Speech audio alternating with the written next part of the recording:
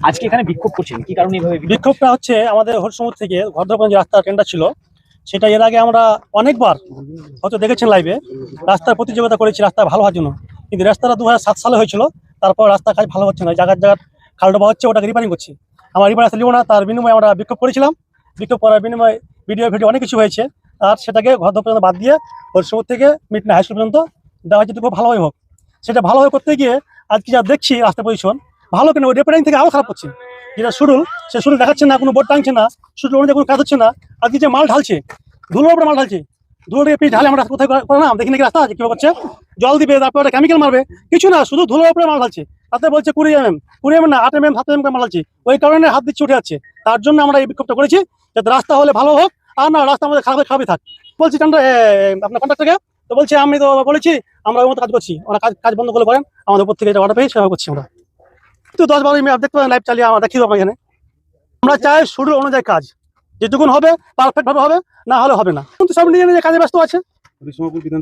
আপনার মানে পথ এই রাস্তা চলছে, জনসাধারণ অ্যাম্বুলেন্স আসে, অসুবিধা হয়, ভুরভুটিতে পেশেন্ট অসুবিধা হয়, রাত 12টার সময় যেতে হয়, সেও কত বিক্ষোভ মধ্যে কত রাস্তার মধ্যে উল্টি মারতে। কতগুলো গ্রাম যাওয়া এখানে মোটামুটি ধর 200-250 গ্রাম মানে যাওয়া সবাই রাস্তা দিয়ে, গোবরা থেকে নিয়ে আপনার ঘর 200-250 গ্রামের লোক যাওয়া হয়, ঘনবসতি আমাদের এলাকা।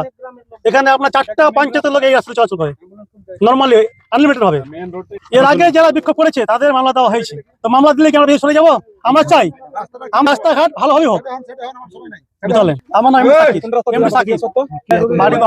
আজকে যে রাস্তাটা উদ্বোধন করেছিলেন আমাদের প্রতিমন্ত্রী, এই রাস্তার উদ্বোধন করেছিলেন। আপনারা জানেন এই রাস্তাটা তৈরি করা হয়েছে এবং সঙ্গে সঙ্গে দেখা যাচ্ছে পিচ উঠে যাচ্ছে হাত দিয়ে। আমরা এটা ভিডিওটা সামাজিক মাধ্যমে দেখতে পাচ্ছি, চারি সাইডে যে একটা রাস্তা নতুন তৈরি হচ্ছে এবং হাত দিলে পরে পিচ উঠে যাচ্ছে। আজকে কথা হচ্ছে কন্ট্রাক্টররা কী করবে?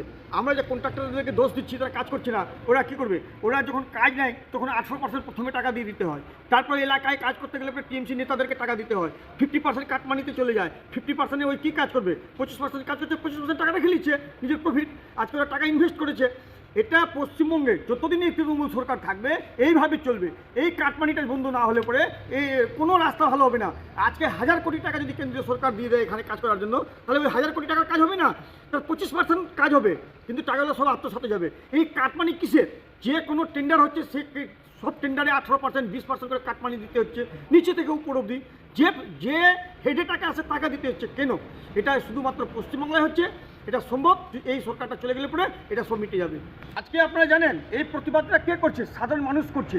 এরা সাধারণ মানুষ বুঝতে পেরেছে এই টিএমসি সরকারকে রাখা যাবে না, এই টিএমসিকে সরকারকে রাখলে পরে এই অবস্থা হয়েছে। কে সাধারণ মানুষ এটা নিয়ে প্রতিবাদ করছে, যারা প্রতিবাদ করছে তাদেরকে মামলায় ঢুকিয়ে দেওয়া হচ্ছে, সরকারি কাজে বাধা দেওয়াতে তারা কেসে লড়ছে।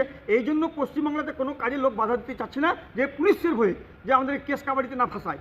কিন্তু এই জন্য জনসাধারণ বুঝতে পেরেছে যে এই সরকারকে 2026-এ রাখা যাবে না, এই 2026-এ বিসর্জন দিতে হবে এই সরকারকে। কিষণ কেডিয়া, আমি ভারতীয় জনতা পার্টি উত্তর মালদা সাংগঠনিক জেলা কমিটির সদস্য।